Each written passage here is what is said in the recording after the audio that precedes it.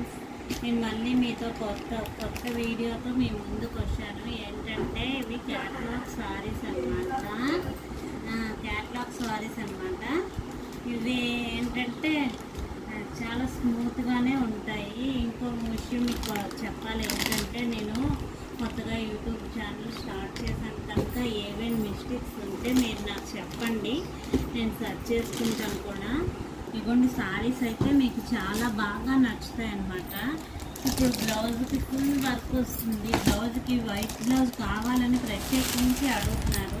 నేను ప్రతిదీ దగ్గరుండి చెక్ చేసుకుని తెచ్చుకునేవి. నాకు కంఫర్ట్ అనిపించినట్టయితేనే నేను ఏ సారీస్ అయినా తెస్తాను.